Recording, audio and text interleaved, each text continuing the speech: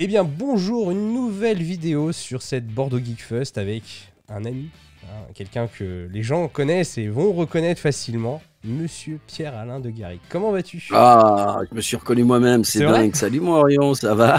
Ouais, ça va, écoute. Eh ouais, c'est moi-même. Même ce matin, en me regardant dans la glace, je me suis dit: «Suis-je moi-même?» Eh bien, je le confirme, je suis bien Pierre-Alain Garrigue. Tu es Enfin, il sûr? me semble, je vais m'envoyer un SMS pour me le confirmer, mais a priori, je suis donc Pierre-Alain Garrigue. Évidemment, pour tous ceux qui me connaissent, et qui sont des copains, des amis, des connaissances, des rencontres, c'est Padge, et ouais, le badge officiel. Le page, très important, le devant. Oui, oui, le patch. Voilà. Non, je vais arrêter de me la jouer un peu quand même. Alors, est-ce que tu peux te présenter brièvement pour les quelques humains égarés qui ne te connaissent pas encore? Eh bien, c'est gentil et en tout cas, eh bien, pour ces quelques humains égarés, je m'appelle donc Pierre-Alain de Garrigue, PADG, non pas pour les intimes, mais un petit peu pour tout le monde. Pourquoi PADG? Parce que c'est le début de mon nom, Pierre-Alain de Garrigue, PADG.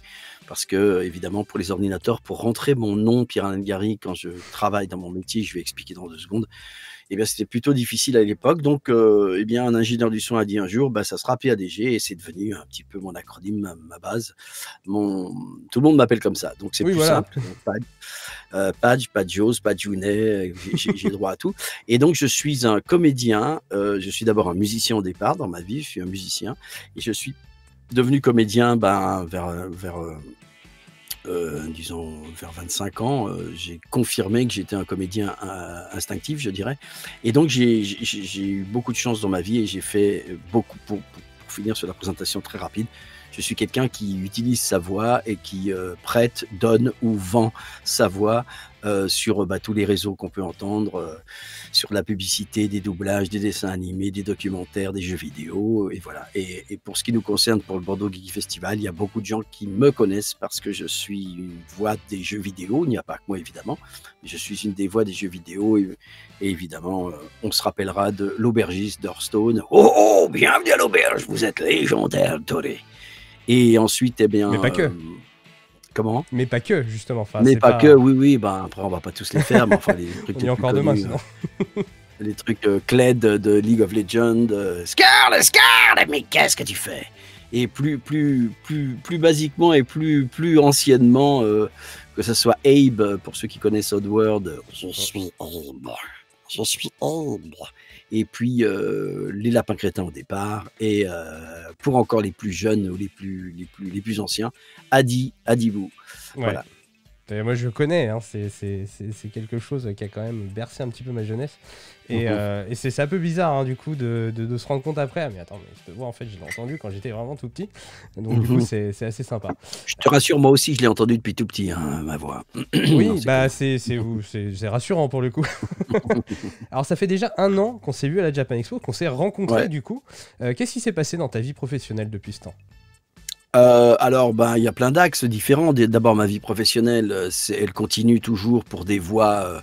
Je fais beaucoup. Je suis un spécialiste de la pub, en fait. Hmm. Je suis pas un spécialiste du doublage. Les gens le croient beaucoup, mais en fait, 70 à 80% de mon activité, c'est la publicité. Donc publicité, radio et télé principalement, documentaire, ça beaucoup, enfin je ne vais pas donner des exemples, enfin les plus connus peut-être c'est les trésors de Kellogg's par exemple. Ou alors les publicités Tic Tac, les anciennes qui faisaient tout petit et aussi frais, frais et aussi fort. Voilà ce genre de choses. Pour les footeux, il y avait la Ligue 1 avec Parion Sport. Ou même ceux que j'ai fait aussi EA Sports, it's in a game. C'est vrai? Ah ça je savais pas du coup. Ce genre, ouais, ça a Ah, été repris. Il n'y a pas que moi qui l'ai fait, mais ouais, je l'ai fait aussi. d'accord. Donc voilà, donc ma principale activité c'est ça. Donc depuis 1 an j'ai continué. Mhm. Et puis évidemment, comme tu le sais aussi, on en avait discuté, mon rayon à la Japan Expo. Et bien depuis 1 an, j'ai remonté une boîte de prod dédiée à ma chaîne YouTube, aux Mhm. chaînes YouTube plutôt différentes. Et donc voilà, donc j'ai une team qu'on appelle la Team Page. Qui sont des collaborateurs que j'ai voulu avec moi, directeur artistique, caméraman, réalisateur, graphiste, etc. Et donc je travaille avec pas mal de monde pour alimenter évidemment plusieurs chaînes dont on parlera tout à l'heure, mais en tout cas 2 principales, dont une qui va sortir bientôt. En tout cas, une principale, c'est Page. Mhm. Et puis en fait, bah voilà, j'ai continué. Donc c'est un peu une alternance entre mon travail même pendant le coronavirus, le connard de virus,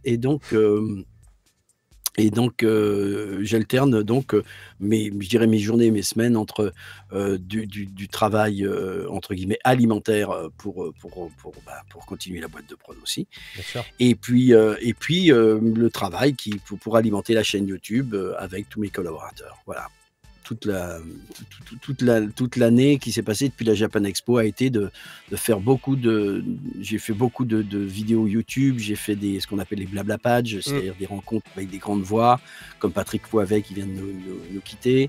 Voilà, il y en aura plein à la rentrée, les Simpsons, Benoît Voilà. Alman, Frédéric Soutrel, la voix de Kratos, Brigitte Lecordier, bon plein d'invités qui sont mes potes. Et puis je fais aussi évidemment sur cette chaîne ce qu'on appelle les vidéos qui font du bien, parce que j'ai toute une partie un peu prégnante chez moi qui est un peu la spiritualité, pas la religion, la spiritualité, c'est-à-dire la recherche un petit peu intérieure, et on en parlera peut-être après, parce que ça c'est l'objet de la nouvelle chaîne qui va sortir.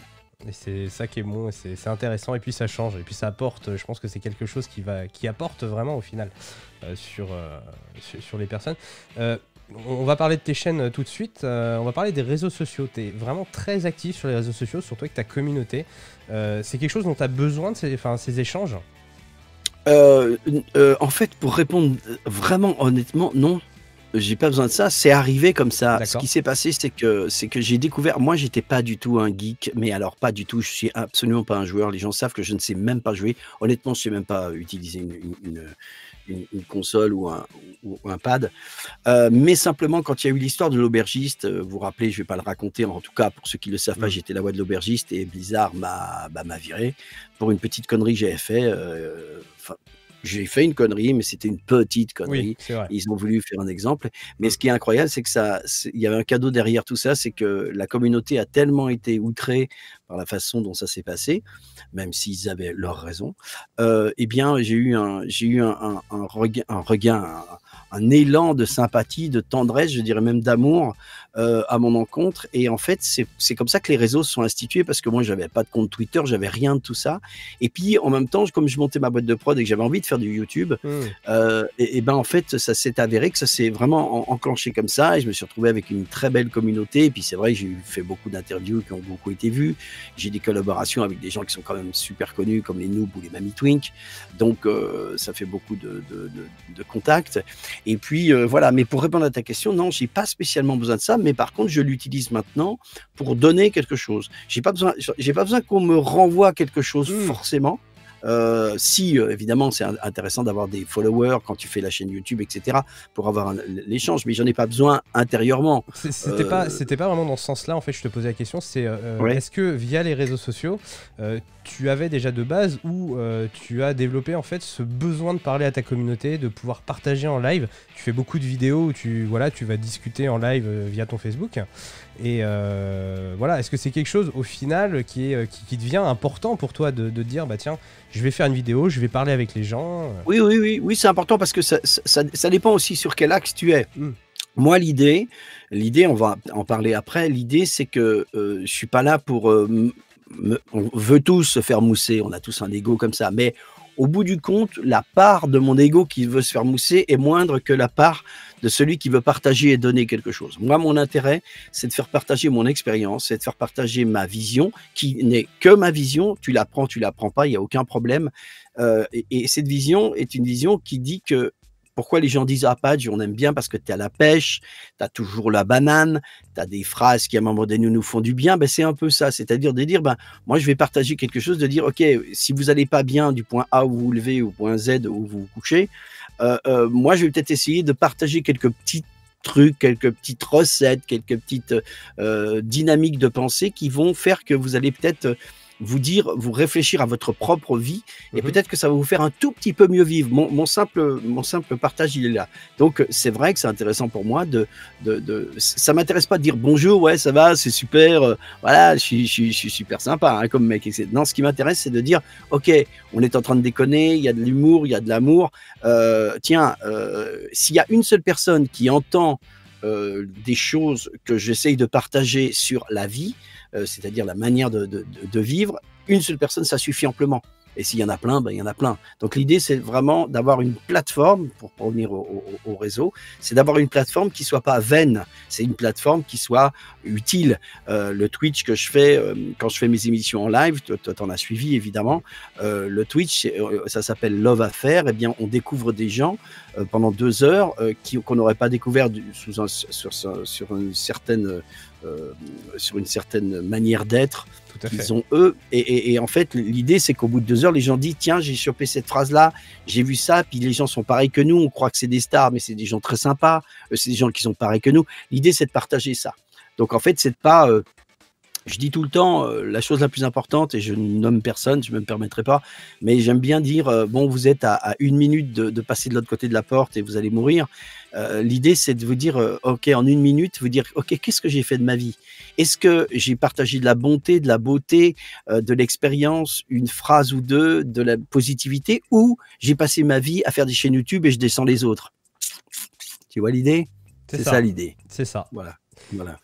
C'est ça, et donc d'ailleurs tu en parlais tout à l'heure, donc c'est vrai que tu as une chaîne où tu partages donc à la fois des vidéos de spiritualité, à la fois donc via les Love Affair et les Blabla Page, donc tu présentes des potes voilà, qui ont des talents incroyables. On pourrait citer, comme tu l'as dit, paix à son âme, donc Patrick Poivet qui était la voix de Bruce Willis, Frédéric Soutrel qui est la voix de Kratos, ou encore, et celle qui m'a vraiment le plus fait rire sur ton live, c'est Dorothée Pousseau, donc qui est la voix de Tracer, la voix de Playmobil, qui est excellente. Et au final, comme tu l'as dit, ça permet de voir les gens sur un jour humain, se dire c'est pas juste une voix, c'est derrière il y a une personne, et voilà, et ça c'est intéressant. D'ailleurs, est-ce que tu peux nous en parler aussi de ta chaîne? Comment t'es venue l'idée déjà de base, et puis bien sûr son avancée, les projets sur ces chaînes. Tu veux dire la chaîne Page ou les autres chaînes?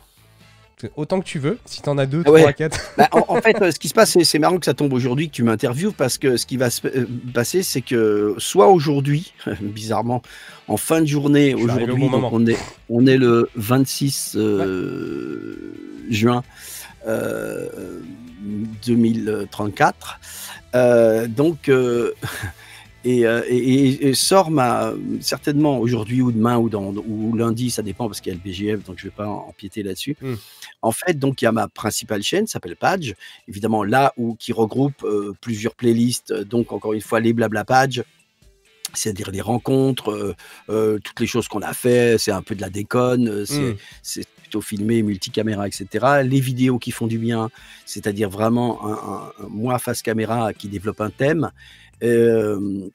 Voilà, il va y avoir, tiens, c'est intéressant parce qu'il va y avoir une nouvelle série au mois de septembre qui peut être très très sympa. Ça va s'appeler Pourquoi j'aime, 3 petits points. Et je vais prendre un thème et je vais simplement c'est ma voix qui va raconter. À part une petite introduction, c'est ma voix qui racontera. Donc c'est une voix off qui racontera pourquoi j'aime certaines choses. Donc la première, je vous le livre tout de suite, ça sera pourquoi j'aime Bob Marley. Donc je dis mes 5 ou 6 focus sur pourquoi j'aime Bob Marley. Comment? Et il y a beaucoup de choses à dire sur Bob Marley. Mais tu vois, le deuxième, ça va être pourquoi j'aime la pluie. Donc voilà, bien, donc c'est novateur, ça change. Oui, donc ça va être une interprétation personnelle des choses que j'aime, en voix off, parce que je m'aperçois que les gens ils aiment bien quand je raconte aussi, évidemment. Et donc ça c'est la partie donc de la chaîne Page. Et ce qui est très intéressant pour moi en tout cas, parce que c'est vraiment ce que je veux. Je te dis encore une fois, à partir peut-être d'aujourd'hui, on va voir comment ça se présente. D'ailleurs, tu feras le relais, je pense aussi. Ça s'appelle Page Spirit. Donc, ça sera sur YouTube. Pour l'instant, c'est pas encore répertorié. Enfin, presque tout est prêt. Et donc, Page Spirit, qu'est-ce qu'il y a sur Page Spirit? En fait, c'est ma dimension plutôt spirituelle. Donc, il va y avoir des textes lus qui sont des textes spirituels. Je parle pas, encore une fois, je parle pas de la Bible et tout ça parce que je suis pas en plus c'est pas mon truc, mais ça sera des textes sur Eckhart Tolle, par exemple, le pouvoir du moment présent. Ça peut être Deepak Chopra sur les lois de l'univers. Ça sera la loi de l'attraction peut-être pour certains trucs. Et par exemple, je vous le dis tout de suite, les 2 premières vidéos, les 3 premières seront découvrir la méditation de pleine conscience. Et la deuxième, c'est partie 1 et 2, et la troisième, c'est la méditation la plus douce. Et là, c'est un texte méditatif où si vous voulez méditer, vous écoutez ma voix sur une musique plutôt cool. Il y aura aussi des musiques zen, des musiques d'1 heure qui seront presque de la ASMR en musique. Voilà. D'accord. Et donc ça sera vraiment ça, c'est Page Spirit. C'est vraiment fait pour des gens qui s'intéressent à ça. Et c'est pour ça que je voulais pas coupler spécialement. J'en ai discuté avec Mamie Twink qui disait pourquoi tu mets pas tout sur ta chaîne, mais c'est pas possible de mettre des blabla pages, des conneries, machin, avec un truc un peu plus entre guillemets profond, Ouais. même si les choses sont profondes quand on fait des interviews. Mais voilà, donc j'avais vraiment envie de développer ça. Tu verras ça. Et je pense que c'est vraiment un choix où je vais vraiment beaucoup développer cette chaîne-là parce que je pense qu'il y a beaucoup de gens qui ont envie d'avoir ce partage-là.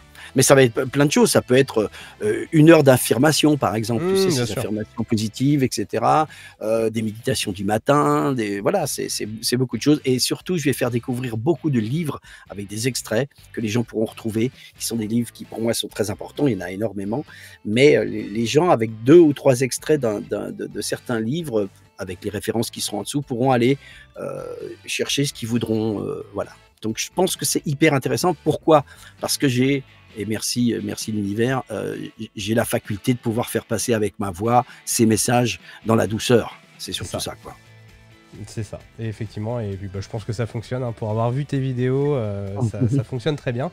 Donc, tu parlais des interviews. Est-ce que tu as un souvenir, alors même bon, si j'ai une vague idée, mais est-ce que tu as vraiment un souvenir qui t'a marqué, ton plus beau souvenir, en fait, sur une interview ? C'est compliqué comme question. Pourquoi tu dis que tu as une vague idée ? T'as une idée, toi ? Je sais pas. Je sais pas, toi de me dire. On verra. Non, mais je sais pas. Une vidéo où le fait de la tourner, de la manière dont elle a été faite, ça reste vraiment un souvenir inoubliable. Ah, tu veux dire du résultat après sur ma chaîne YouTube ? Voilà, du résultat, de toute l'émotion qui a découlé de cette vidéo. De cette rencontre. Oui, hein. Il y en a plusieurs quand même. Oui. Évidemment, celle avec Patrick Poivet, c'était super important. C'est ça que tu voulais dire en fait. Oui, surtout sur le jeu que vous avez fait, vous avez du coup doublé, je crois que c'était Bourvil et De Funès. Voilà, tout à fait, où c'était totalement énorme. Il y en a plein, mais en fait, si tu me demandes un souvenir, non pas d'interview, mais si tu me demandes un souvenir, si j'ai une réponse. Si tu me demandes le plus beau souvenir que j'ai, c'est un souvenir couplé. Est-ce que tu te rappelles, ou peut-être que tu te rappelles pas, quand je suis parti, tu sais que mes frères, Mamie Twink, donc Florian, Julien, Zekaria et François Calvier, nous sommes partis il y a 1 an ou 2. Il y a 2 ans ou 3 ans, je ne sais plus. On était parti en trekking dans un château fort du XIe siècle, à la frontière allemande, et on avait passé la nuit là-bas. Et en fait, dans la vidéo, il était 11h du soir, on a mangé on était perdus dans la forêt, on était autour d'un feu et on discutait. Puis évidemment, il y avait la partie allez, Pat, je raconte non pas des histoires, mais dis-nous ce que tu ressens actuellement. Et j'avais parlé de l'amitié, d'être ensemble, etc. Et puis à un moment donné, j'avais dit vous voyez, on est tout seul dans la forêt et on est tout seul, il n'y a pas un bruit à part les bruits des oiseaux et voilà. Et il y a une phrase que j'ai toujours fait mienne, qui est cette phrase-là. Je vais sortir en sticker d'ailleurs sur bientôt. La phrase, c'était une seule branche qui tombe fait plus de bruit que toutes les forêts du monde qui poussent. Une seule branche qui tombe fait plus de bruit que toutes les forêts du monde qui poussent. Et j'ai expliqué qu'est-ce que ça veut dire. Ça veut dire que nos peurs, les petites choses qui craquent derrière nous, etc., on s'aperçoit pas que c'est presque rien par rapport à l'immensité de l'énergie de la vie. Tu vois, c'est ça que je veux dire. C'est beau. Tu vois l'idée. Donc, cette phrase-là, j'avais sorti cette phrase-là dans le truc. Bon, quand la vidéo est sortie, énormément de gens ont dit « Waouh, ça me touche beaucoup ». Et pour te dire le souvenir un peu à faire, qui correspond à ça, c'est qu'à la Paris Games Week, il y a 2 ans, pas cette année-là, il y a 2 ans, le plus grand souvenir que j'ai, et voilà mon plus grand souvenir, c'est qu'on était à la Paris Games Week, puis évidemment, je rencontre plein de gens, les gens veulent faire des selfies, c'est super sympa. Et je vois arriver au loin une personne handicapée poussée par une dame, je suppose c'est sa mère, et qui me voit de loin et qui commence à pleurer. Je me dis, bon, c'est une fan qui a du... Comment ? C'est une fan émotive. Et émotive. Bon, alors je vais vers elle, etc. Puis elle s'excuse tout de suite. Elle dit, excusez-moi. J'ai dit, moi en rigolant, je dis, mais non, je suis pas le vrai Pat, je vous inquiétez pas. Et ben, elle rigole, elle dit, mais c'est pas parce que je vous vois. Et je dis, bon. Et sa mère pleurait aussi. C'était très, très, très émotif. Et en fait, péniblement, elle ressort de sous ses fesses qu'elle avait posé un carnet. Elle me sort le carnet. et il y avait la date, c'est-à-dire c'était 1 an avant, il y avait la date et il y avait la phrase que j'avais sortie. Et elle m'a dit, cette phrase-là, ça m'a aidé pour toute ma vie. Ça va m'aider pour toute ma vie. Et là, c'est la meilleure récompense. Bah, tu vois, moi, voilà mon meilleur souvenir. Mon meilleur souvenir, c'est qu'à un moment donné, via YouTube, via les trucs, on a sorti quelque chose qui c'est qu'une expérience de moi-même. C'est pas obligé, c'est pas une vérité. C'est une vérité pour moi, une croyance pour moi, quelque chose. Mais c'est un truc que je partage et tout d'un coup, tu as quelqu'un qui dit « ça va m'aider à mieux vivre ». Donc l'idée, c'est ça. Et donc ça, c'est mon meilleur souvenir. Voilà. Bah, c'est un beau souvenir, pour le coup. Ouais, bah ouais. Alors, pour le coup... je bois du whisky, hein, t'as remarqué. Mais oui, mais écoute, hein, le matin... Non, c'est du café, merde. Oh, tavernier, aubergiste. Alors, moi, je me suis laissé entendre que tu n'étais pas le seul artiste de la famille. Est-ce que tu veux nous en parler? Oh, j'adore. Alors, de la famille, en règle générale, mes frères et mes frangines ont quand même un côté très artistique. Ma sœur est une des directrices artistiques de Sciences et Vie. Mon frère est un des plus grands monteurs de cinéma de France. Donc, c'est déjà pas mal. Un autre de mes frères est un inventeur. Et voilà. Et voilà. Donc, on a un truc alors qu'on est fils de médecin. C'est tout à fait étrange. Mais voilà. Et oui, alors tu veux parler de ma fille, bien évidemment. Évidemment. Oui, ma fille Kenya de Garrigue, qui pour l'instant est un petit peu dans l'ombre, mais qui va pas la rester longtemps, dans le sens où à partir de information, et c'est pas fait exprès, hein, pour ceux qui nous regardent, c'était pas du tout prévu que je dise ça avant que Orion me pose la question. Kenya, d'abord. C'est la fille de son père, donc elle est un petit peu plus artiste que mathématicienne, ça c'est sûr. Et puis, c'est une excellente chanteuse. C'est une supra-chanteuse. Moi, je sais que je chante bien, et on va en parler un petit peu après, parce que je commence un album à partir de septembre. Je vais vous expliquer vite fait si on a le temps. Est-ce qu'on a le temps d'ailleurs? Oui, on a encore un peu. Oui. Donc voilà, donc ma fille chanteuse et compositrice, chanteuse, et qui écrit aussi les textes de certaines chansons.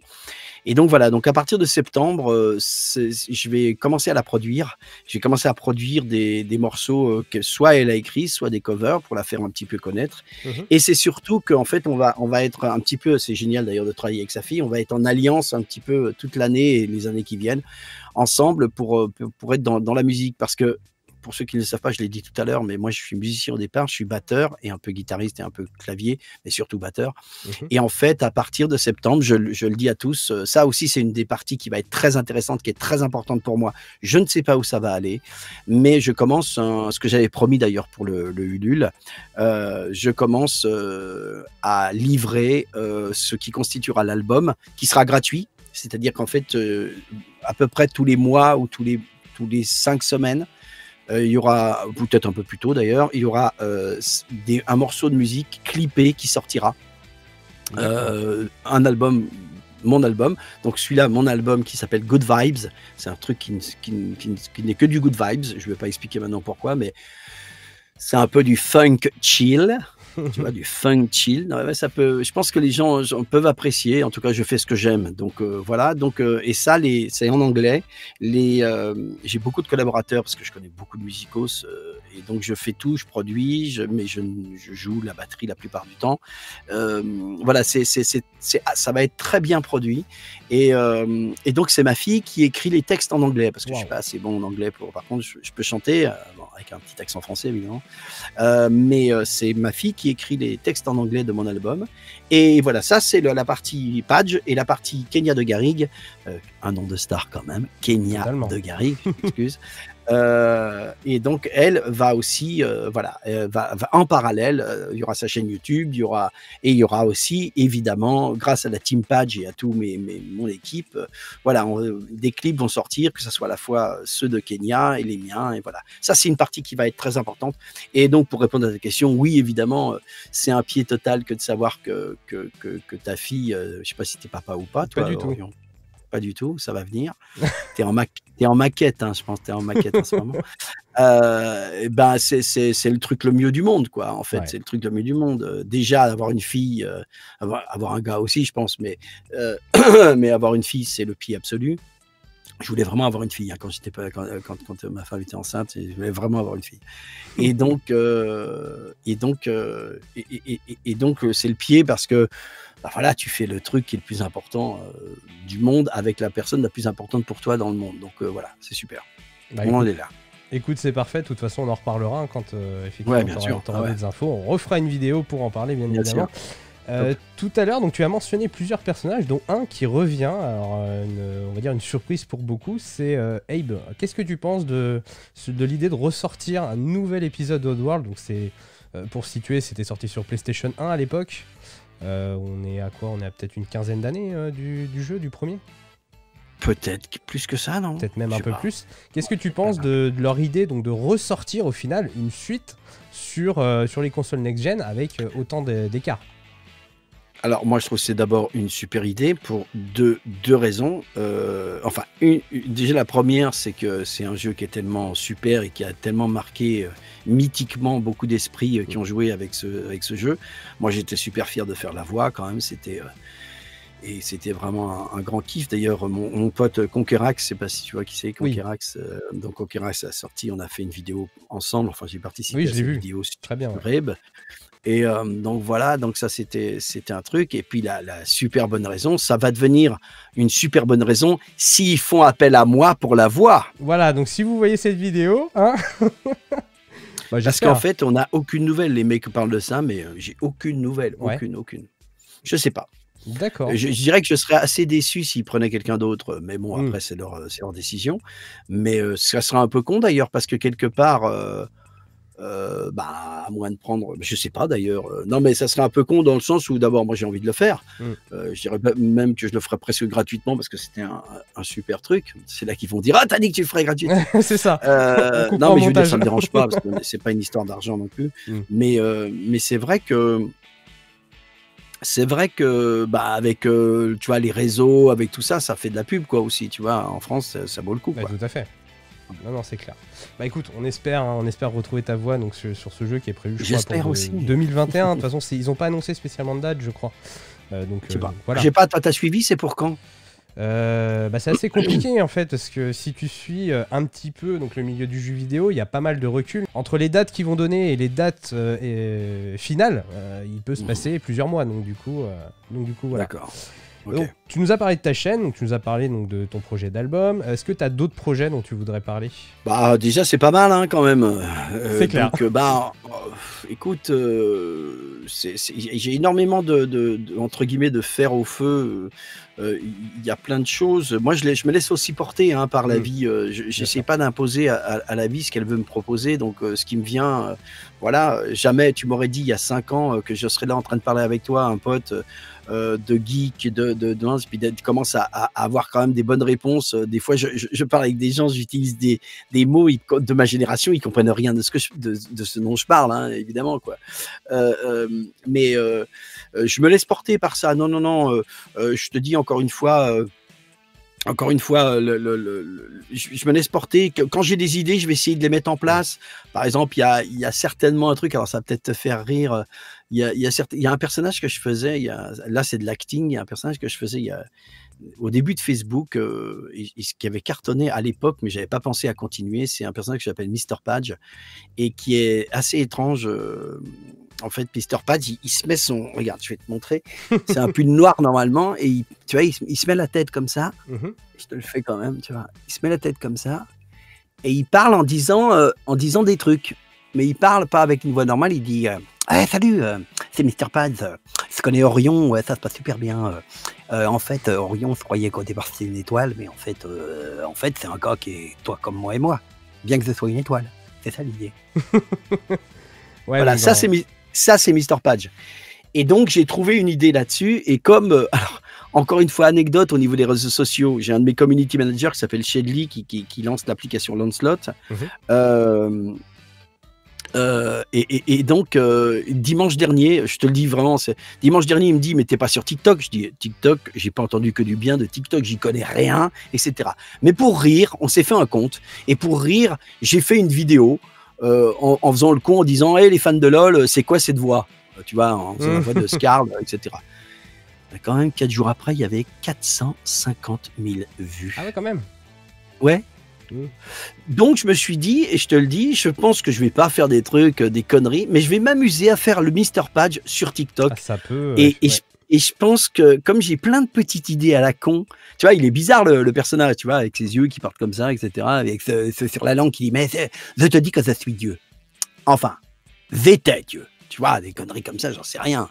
Ouais, mais l'appli TikTok, du coup, se prête parfaitement à faire ce ça genre se prête, et puis surtout, c'est un exercice d'improvisation. Voilà, alors pour te dire, pardon micro, pour te dire, voilà, ça c'est des idées que je peux avoir, j'ai des idées que, voilà, pour faire plaisir, pour s'amuser, enfin voilà quoi.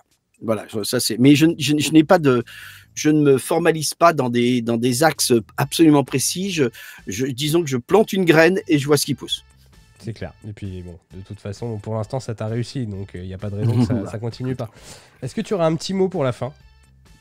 Eh ben écoute, le petit mot pour la fin, c'est encore une fois merci à tous les fans qui regardent, tous les fans qui se disent ah bah en fait il est cool, ou tous ceux qui se disent il est pas cool.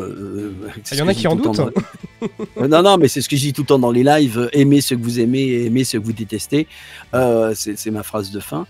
Et non, mais voilà, je remercie, encore une fois, je remercierai jamais assez toutes les communautés, tous les potes, toi, tous les copains, tous les gens que j'ai rencontrés grâce à ça et qui sont devenus des potes.